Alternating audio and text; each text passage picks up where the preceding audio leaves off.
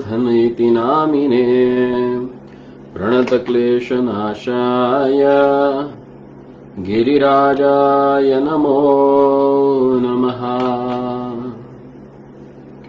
नमो नलिननेत्राय वेणुवाद्य विनोदिने राराधरसुधापान शालिने वनमालिने महाभावस्वरूपास्त्वं कृष्णप्रियवरीयसी प्रेमभक्ति प्रदे देवी श्रीराधिका त्वं नमोस्तुते। तो स्वागत है आप सबका गिरिराज गोवर्धन की परिक्रमा में। आज हमारा तीसरा दिन है परिक्रमा का। तो गोवर्धन की परिक्रमा के इस तीसरे दिवस पे हम गोवर्धन के पश्चिम परिक्रमा मार्ग पे जो भी भगवत लीला स्थलियां है उनके बारे में कथा करेंगे। तो कल हमने देखा पूंछड़ी की लोटा बाबा पे, हमने पूंछड़ी के लोटा बाबा का दर्शन किया। फिर वहां से जब आगे आते हैं तो कुछ ही दूरी पर एक बहुत ही महत्वपूर्ण स्थली है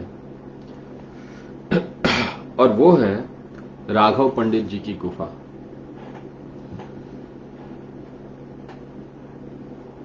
चैतन्य महाप्रभु के एक परिकर थे श्री राघव पंडित।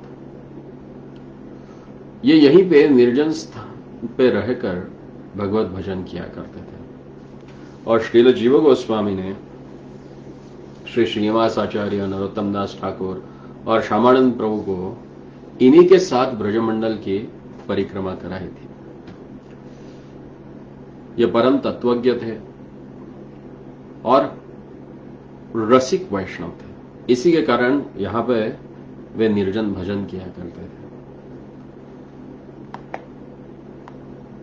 इसी गुफा के पास ही गोवर्धन पर्वत के ऊपर भगवान श्री कृष्ण के मुकुट का चिन्ह है।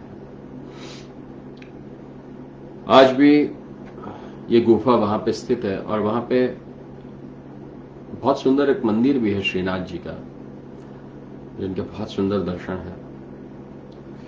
तो यहां से जब हम 1 मील थोड़ा पश्चिम की ओर चले जाते हैं तो भगवान की और एक लीला स्थली है।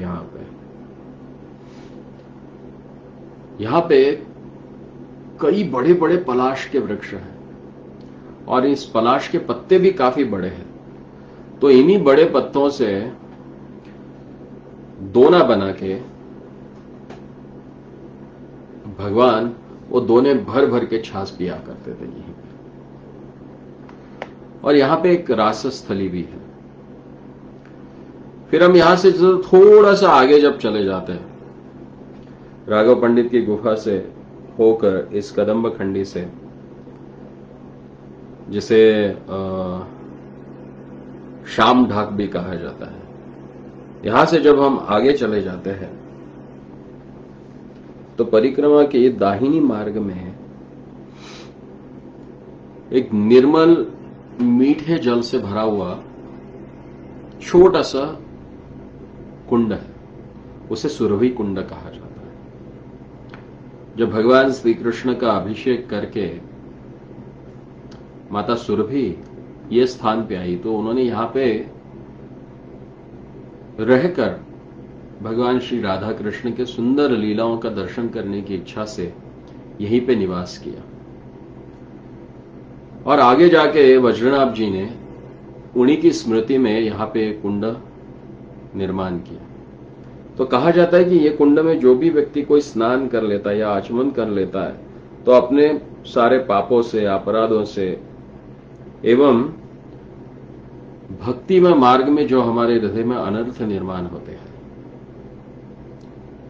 क्योंकि हम भक्ति करना शुरू कर देते तो साथ ही साथ कुछ अनर्थ भी हो जाते हैं उसके कारण, क्योंकि हृदय में अनर्थ है।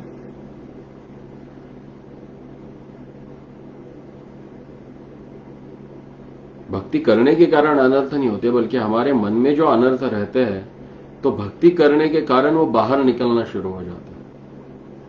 तो उन अनर्थों से मुक्ति पाने के लिए जो बहुत ही गंभीर सदाचारी साधना में लगे हुए वैष्णव है, वे यहां पे आके स्नान कर लेते हैं। इसी सुरभि कुंड से आगे जब हम थोड़े से आगे चले जाते हैं तो ऐरावत कुंड है। भगवान श्री कृष्ण का यहीं पे ऐरावत ने मंदाकिनी जल से अभिषेक किया था इंद्र के कहने पर। तो यहां पे आप गोवर्धन की शिलाओं पे ऐरावत के पद चिन्ह भी देख सकते हैं। यह बहुत ही सुंदर स्थान है। फिर ऐरावत कुंड से होकर जब हम थोड़ा सा आगे चले जाते हैं तो वहां पे अभी 2014 में ही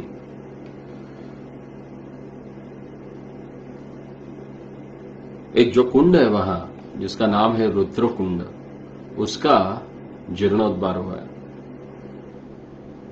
गिरिराज की कृपा से, भगवान श्री हरि की कृपा से और कुछ वैष्णवों की कृपा से इस दास को भी उस कुंड के जीर्णोद्धार में थोड़ा बहुत सेवा करने का अवसर प्राप्त हुआ। तो ये रुद्र कुंड बहुत ही सुंदर कुंड बना हुआ है। कहते हैं जब भगवान श्री कृष्ण ने गोवर्धन लीला की थी, गोवर्धन को अपने हाथों पे उठाया था, उस समय शिवजी स्वयं आए थे देखने के लिए और यहीं पे आके बैठ के उन्होंने भगवान की सुंदर लीला का दर्शन किया और दर्शन करने के बाद इतने भाव विभोर हो गए कि वो रोना शुरू कर दिया और रोते रोते उनकी आंखों से ये पूरा कुंड भरा गया। इसलिए इसको रुद्र कुंड भी कहा जाता है और रुदन कुंड भी कहा जाता है। और इसी के पास ही भगवान श्री कृष्ण का कंदुक यानी गेंद खेलने का स्थान है। यहां पे श्री जी का भी एक बैठक है, फिर अनजान वृक्ष है और पूजनीय शिला है।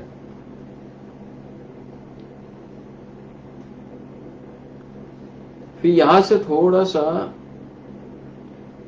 नहीं, इसके पहले ही एक्चुअली रुद्र कुंड के पहले ही एक हरजी कुंड करके है, अभी उसका भी उत्खनन हुआ है और बहुत ही सुंदर और बहुत ही गहरा ये कुंड है, बहुत ही सुंदर है। हरजी कुंड, फिर रुद्र कुंड और फिर हम आते हैं जतिपुरा गांव में। ये माधवेंद्रपुरी जो यति थे उनकी भजन स्थली है, इसलिए उसको यतिपुरा, और बंगाली में य का उच्चारण ज जैसा करते, इसलिए इसको जतिपुरा भी कहा जाता है। ब्रज के कई सारे गांवों के नाम बंगाली उच्चारण से, जैसे यावट को जावट कहा जाता है,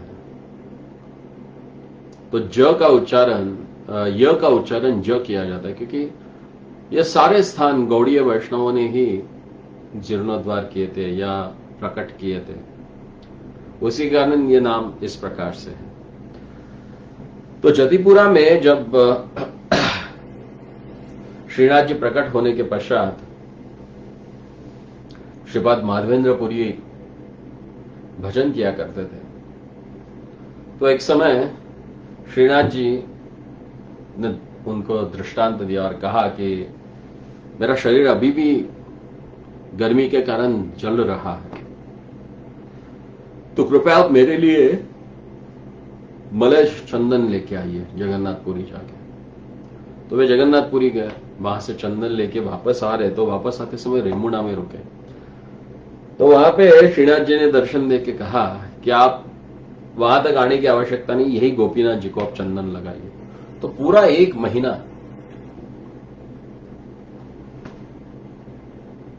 वहां पे भगवान को चंदन लगाया गया और वहीं पे गोपीनाथ जी ने उनके लिए खीर चुरा के रखी थी, इसलिए गोपीनाथ जी का नाम खीरचोर गोपीनाथ हुआ। उसकी सुंदर कथा आपको चैतन्य चरितामृत में पढ़ने के लिए मिलेगी। तो आगे कहीं कहा नहीं गया कि वे वापस चंदन लेके यहां पे आए, क्योंकि रेमुणा में ही माधवेंद्रपुरी जी की समाधि है। तो आगे कभी उल्लेख नहीं आता कि वे वापस यहां ब्रज में चले आए। फिर जतिपुरा से हम थोड़ा जब आगे निकल जाते हैं तो वहां पे एक स्थान है, अन्नकूट स्थली। जतिपुरा में गोवर्धन से लगे हुए स्थानों को अन्नकूट स्थली कहते हैं, क्योंकि यहां पे माधवेंद्र पुरीपाद ने लगभग 1 मास तक भगवान को अन्नकूट अर्पण किया था। यहां पे अन्नकूट का महोत्सव किया था। आज भी कई अवसरों पर यहां पे अन्नकूट भोग का महोत्सव रहता है और तथा प्रतिदिन हजारों यात्री यहां पे दर्शन के लिए आते हैं। फिर आज इसके आगे एक स्थान है, लीला स्थली है, जिसका नाम है बिलछू कुंड और इसको विलास वदन भी कहा जाता है। यह श्री श्री राधा कृष्ण की विलास स्थली है।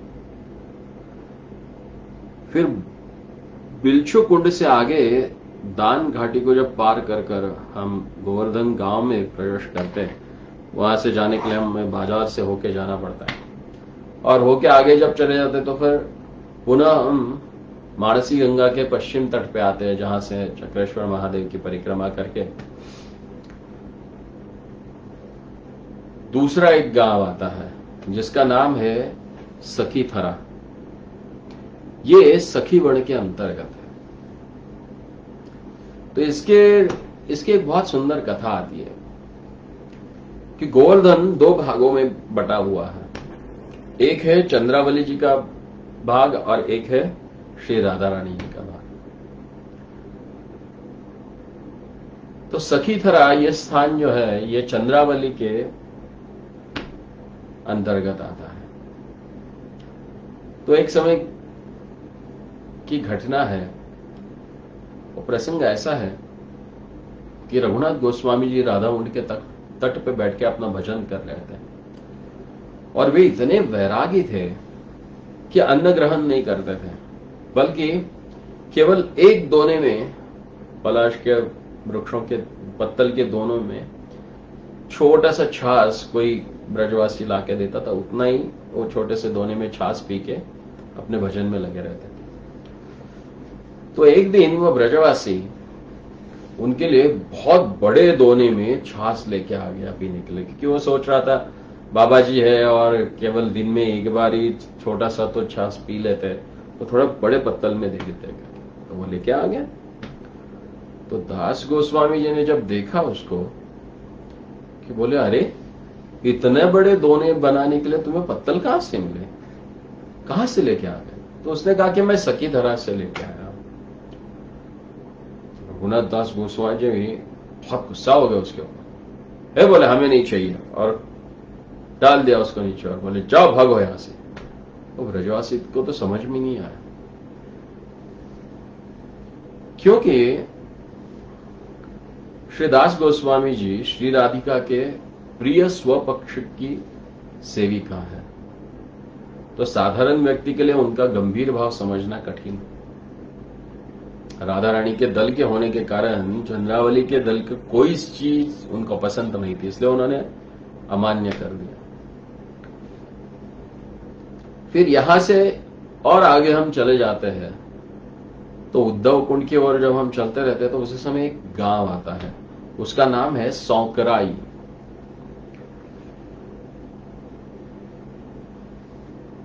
यहीं पे भगवान श्री कृष्ण ने बार बार गोपियों के सामने शपथ ली थी और कहा था कि श्री राधिका के अतिरिक्त मैं किसी को नहीं जानता हूं, मैं पूरी सौगंध लेके कहता हूं। और कई बार श्रीमती जी के पक्ष की जो गोपियां थी उन्होंने भगवान श्री कृष्ण को यहां से शपथ दिलाई थी और इसीलिए इसका नाम है सौकराई। और यह स्थान जो है गोवर्धन ग्राम से पश्चिम की ओर 2 मील की अंतर पे आता है। फिर इसके आगे और एक गांव है,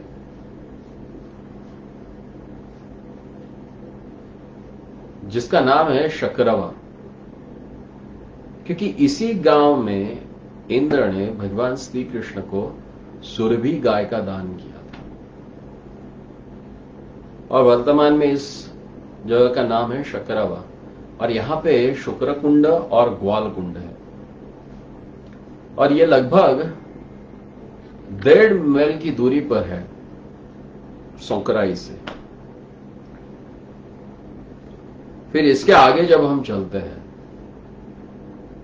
यहां तक पहुंचते पहुंचते कई बार, क्योंकि अभी प्रकट रूप में यहां पे कुछ दिखाई नहीं देता, केवल काफी खुली जमीन ही दिखाई देती है, खेती खेती है केवल, तो उसके कारण चलते समय कई बार बहुत थकान आ जाती है।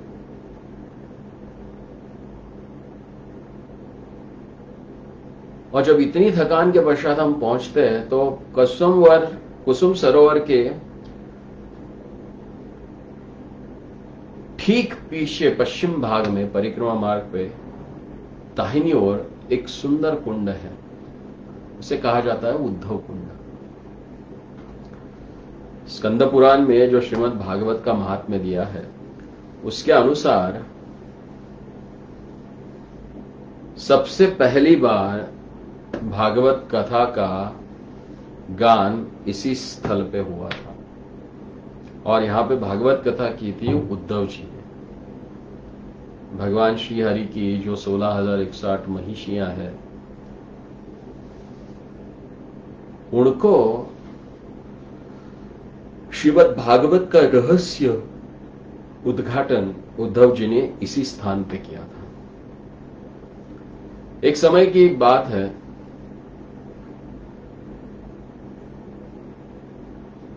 कि उद्धव जी आज भी इसी स्थान में तृण और लताओं पुष्पों के रूप में निवास कर रहे हैं।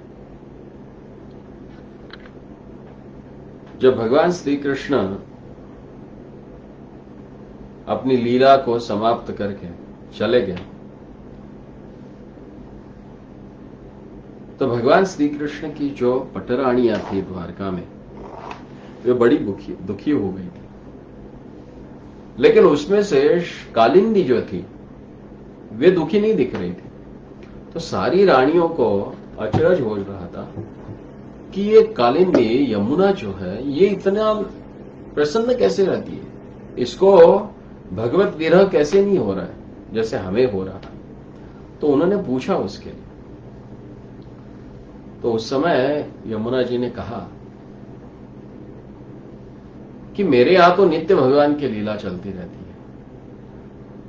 ये मनुष्य शरीर में मैं उनकी पत्नी हूं, लेकिन नदी के रूप में मैं वृंदावन में हर समय बहती रहती है, ब्रज में बहती रहती हूं, और ब्रज छोड़ के भगवान तो कहीं नहीं जाते, तो मुझे तो उनका कभी विरह नहीं होता है। तो सबको अचरज लगा, सब कहने लगे कि चले हमें भी ब्रज की लीलाओं का आस्वादन करवाओ, हमें भी ब्रज लेके चलो। तो फिर भगवान श्री कृष्ण के जो प्रपोत है वज्रनाभ जी, उनको लेकर सारी पटरानियां व्रज में चली आई, और आके इसी स्थान पे उन्होंने, क्योंकि उस समय यमुना जी का प्रवाह आज के गोवर्धन पर्वत के यहीं से होता था, बहुत सट के बहती थी गोवर्धन पर्वत से। अभी समय के पश्चात उसने अपना प्रवाह बदल लिया और कई मीलों वो दूर चली गई। तो पहले तो यहीं से बहती थी, इसलिए आज भी अगर आप वहां पे कहीं पे खोदोगे, हम जब रुद्रकांड का काम कर रहे थे उसके जीर्णोद्धार का, 50 फुट हमने खोदा, तो 50 फुट तक नीचे केवल यमुना की रेती रेती लग रही थी। यानी इससे ये पूरी तरह से प्रमाणित हो जाता है कि यमुना गोवर्धन से सट के बहती थी उस समय। तो सारे लोग आ गए और वहीं यमुना जी के तट पे गोवर्धन जी के तलहटी पे महासंकीर्तन शुरू हुआ, और देखते ही देखते उस महासंकीर्तन में भगवान श्री कृष्ण के सारे परिकर क्रमशः आविर्भूत होने लगे। अर्जुन स्वयं मृदंग वादन कर रहे थे, इंद्र और नृत्य भी कर रहे हैं साथ साथ। इस प्रकार द्वारका के सभी परिकर उस संकीर्तन मंडल में नृत्य और कीर्तन करने लगे। और हठात महाभागवत उद्धव भी वहां के तृणगुल्म से आविर्भित होकर नृत्य में विभोर हो गया। फिर भला कृष्ण ही कैसे रह सकते हैं? वे भी आ गए, श्रीमती राधिका आदि सखियों के साथ वे भी उस महासंकीर्तन रास में आविर्भूत हुए। थोड़ी देर के बाद वे तो अंतर्धान हो गए। फिर उद्धव जी ने द्वारका की महिषों को यहीं पर सांत्वना दी और भागवत कथा की।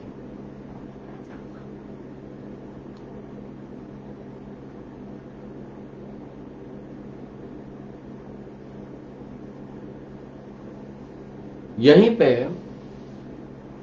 थोड़ा आगे जब जाते तो सुंदर गौशाला है, और फिर आगे ऐसे ही चलते रहते हैं तो आपको वहां पे एक सुंदर गौड़ीय मठ मिलेगा अपनी बाईं ओर, और एक कैनल है, उसको जब हम पार कर लेते हैं तो दाहिनी ओर और एक सुंदर गौरांग महाप्रभु का उड़िया पद्धति का एक मंदिर बना हुआ है।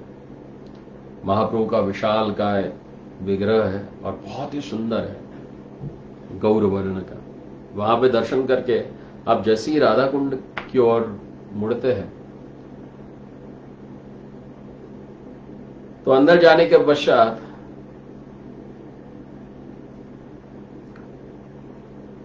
राधा कुंड की परिक्रमा मार्ग पे आएंगे तो उल्टे हाथ में भक्ति स्वरूप दामोदर गोस्वामी महाराज का समाधि है। मणिपुर के राजा ने जो मंदिर बनाया था वो मंदिर महाराज को उन्होंने समर्पित किया था। तो आज भी वहां पे इस्कॉन के भक्त है वो वहां ठाकुर जी की सेवा करते हैं। फिर वहां से हम जब आगे जाते हैं तो और उल्टे हाथ में ही भक्ति विनोद ठाकुर जी का भजन कुटीर है, जहां पे भक्ति विनोद ठाकुर रह के अपना भजन किया करते थे। तो इस प्रकार से हम पूरी तरह से पश्चिम की ओर परिक्रमा करते करते फिर राधा कुंड आते, जहां से हमने परिक्रमा शुरू किया। तो राधा कुंड की परिक्रमा करके फिर वापस हम पहुंचते हैं वृंदावन मार्ग पे। वहीं से प्रणाम करके अपनी इस पूरे परिक्रमा का विश्राम कर लेते हैं। तो यह है गिरिराज गोवर्धन की परिक्रमा। गिरिराज ये साक्षात भगवान का हृदय है, जहां पे नित्य रूप से भगवान श्रीमती जी के साथ बहुत सुंदर सुंदर लीलाएं करते हैं। कहते हैं कि राधा कुंड में या राधा कुंड के जल में जानों तक यानी घुटनों तक या कटी तक या छाती तक पानी में खड़े रहकर जो भी व्यक्ति राधा कृपा कटाक्ष स्तोत्र का गान कर लेता है 108 बार, विशेष करके दशमी एकादशी द्वादशी के दिन, तो कहते हैं कि साक्षात उस व्यक्ति को श्री जी के और नंदन जी के दर्शन होते हैं। ये राधा कृपा कटाक्ष स्तोत्र की रचना स्वयं शिव जी ने की है। मुनीन्द्र वृंद वंदिते त्रिलोक शोकहारिणी प्रसन्न वक्त्र पंकजे निकुंज भूविलासिनी व्रजेन्द्र भानुनंदिनी व्रजेन्द्र सूनु संगते कदा करिष्यसि मां कृपा कटाक्ष भाजनम् कदा करिष्यसि मां कृपा कटाक्ष भाजनम् कदा करिष्यसि मां कृपा कटाक्ष भाजनम्। मुनीन्द्र वृंद वंदिते त्रिलोक शोकहारिणी, तीनों लोकों का शोक हरण करने वाली और सारे मुनियों के द्वारा जो वंदनीय है। प्रसन्न वक्त्र पंकजे निकुंज भूविलासिनी, जिनका मुखमंडल नित्य रूप से प्रसन्न रहता है, जिनकी आंखें कमल दल के समान है और इस धरा धरती पर जो अपनी लीलाएं करने आई है, ऐसी श्रीमती राधा रानी हम पे कब कृपा कटाक्ष करेगी, ऐसा उस स्तोत्र का अर्थ है। कई सुंदर इसमें भगवान की लीलाओं के और विशेष करके श्रीमती जी किस प्रकार से भगवान के ऊपर भी अपना अधिकार जमाती है, उसका बहुत ही सुंदर वर्णन इसमें किया हुआ। तो आइए इस गिरिराज गोवर्धन से प्रार्थना करते हैं हम कि इनके कृपा के बिना भगवत चरण प्राप्त होना बहुत ही मुश्किल है। और ये वे भगवान का ऐसा रूप है जो हमारे सारे पापों से हमें मुक्त कर भगवान के श्री चरणों में हमें समर्पित कर देता है। बोलो गिरिराज महाराज की जय, बोलो गिरि गोवर्धन की जय। जय जय श्री राधे श्याम। तो कल फिर हम अपनी ब्रजमंड की परिक्रमा फिर से गोवर्धन से होकर आगे दीर्घपुर तक जाएंगे, जिसको आज डीग कहा जाता है। तो मार्ग में आने वाले अनेक जो सुंदर स्थलियां हैं, वहां की भगवान की लीलाओं की चर्चा हम कल करेंगे। बोल श्री ब्रजभूमि वृंदावन धाम की जय, गिरिराज महाराज की